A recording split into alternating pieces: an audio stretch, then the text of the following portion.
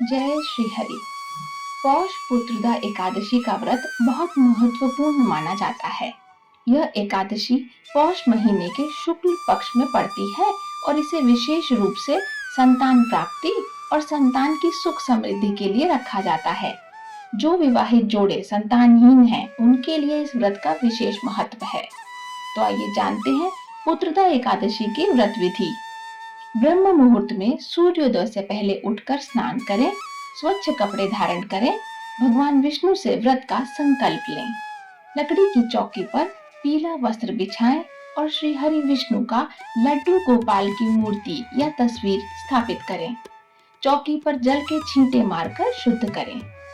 लड्डू गोपाल को दूध, दही और जल से स्नान कराएं। यदि लड्डू गोपाल न हो तो विष्णु जी की ही पूजा करें।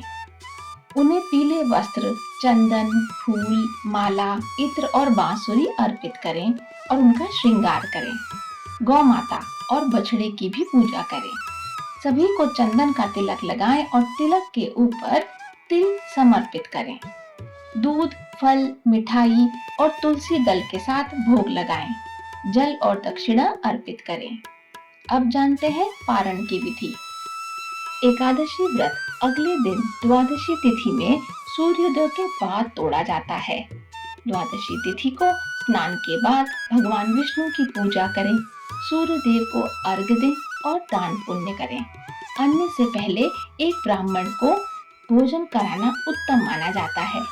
यह व्रत संतान प्राप्ति और संतान की लंबी उम्र के लिए रखा जाता है और इसका पारण सही समय पर करना महत्वपूर्ण है। पुत्रदा एकादशी व्रत में हम दूध, दही, फल, शकरकंद, आलू, साबूदाना, राजगीरा के आटे से बनी चीजें, सिंघाड़े का आटा, सेंधा नमक और काली मिर्च का सेवन कर सकते हैं। लेकिन अनाज, दालें, प्याज, लहसुन और हल्दी नमक जैसी वर्जित चीजों से परहेज करना चाहिए। भगवान विष्णु को भोग लगाकर ही फलाहार ग्रहण करें और भोग में तुलसी दल अवश्य रखें। तो आइए मन को एकाग्रचित करते हैं और अब शुरू करते हैं पावन पुत्रदा एकादशी की व्रत कथा। श्री युधिष्ठिर कहने लगे कि हे भगवान, मैंने श्रावण माह के कृष्ण पक्ष की कामिका एकादशी का सविस्तार वर्णन सुना। अब आप मुझे श्रावण शुक्ल एकादशी का क्या नाम है, व्रत करने की विधि तथा इसका महात्म्य कृपा करके कहिए। मधुसूदन कहने लगे कि इस एकादशी का नाम पुत्रदा एकादशी है। इस एकादशी को पवित्रा एकादशी भी कहा जाता है। पुत्रदा एकादशी व्रत करने से व्यक्ति को पूजा के बाद श्रावण पुत्रदा एकादशी व्रत की कथा जरूर सुननी चाहिए। ऐसा करने से व्रत पूर्ण होता है और मनोकामनाएं पूर्ण होती हैं। अब आप शांति पूर्वक इसकी कथा सुनिए। इसकी कथा सुनने मात्र से ही वायपेय यज्ञ का फल मिलता है। द्वापर युग के आरंभ में महिष्मती नाम की एक नगरी थी, जिसमें महिजीत नाम का राजा राज्य करता था। लेकिन पुत्रहीन होने के कारण राजा को राज्य सुखदायक नहीं लगता था। उसका मानना था कि जिसके संतान न हो, उसके लिए यह लोक और परलोक दोनों ही दुखदायक होते हैं। पुत्र सुख की प्राप्ति के लिए राजा ने अनेक उपाय किए, परंतु राजा को पुत्र की प्राप्ति नहीं हुई। वृद्धावस्था आदि देख राजा ने प्रजा के प्रतिनिधियों को बुलाया और कहा, हे प्रजाजनों, मेरे खजाने में अन्याय से उपार्जन किया हुआ धन नहीं है।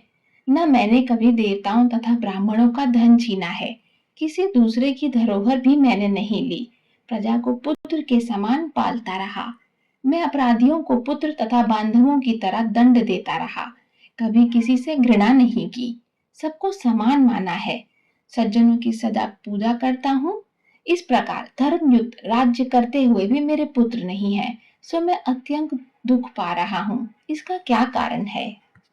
राजा महिजीत की इस बात को विचारने के लिए मंत्री तथा प्रजा के प्रतिनिधि वन को गए। वहां बड़े बड़े ऋषि मुनियों के दर्शन किए। राजा की उत्तम कामना की पूर्ति के लिए किसी श्रेष्ठ तपस्वी मुनि को देखते फिरते रहे।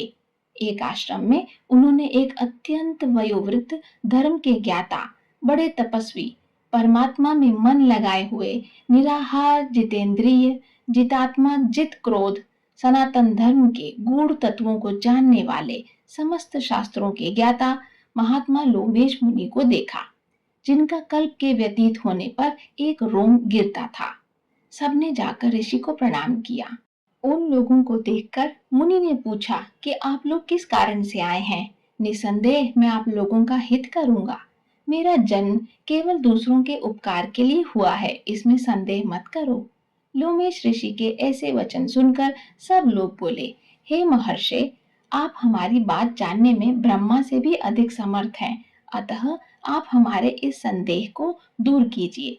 महिष्मती पुरी का धर्मात्मा राजा महिजीत प्रजा का पुत्र के समान पालन करता है, फिर भी वह पुत्रहीन होने के कारण दुखी है।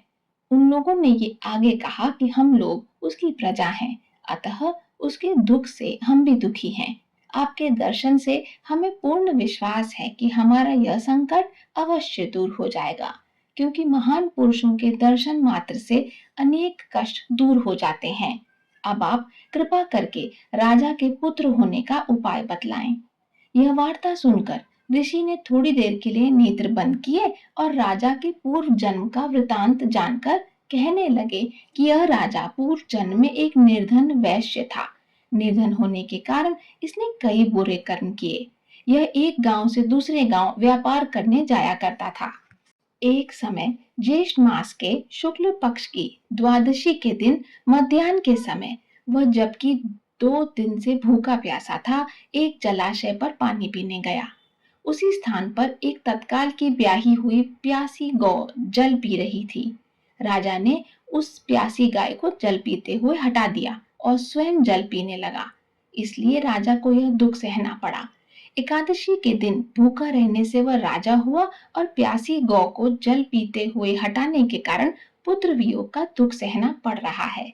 ऐसा सुनकर सब लोग कहने लगे कि हे ऋषि, शास्त्रों में पापों का प्रायश्चित भी लिखा है, अतः जिस प्रकार राजा का यह पाप नष्ट हो जाए, आप ऐसा उपाय बताइए।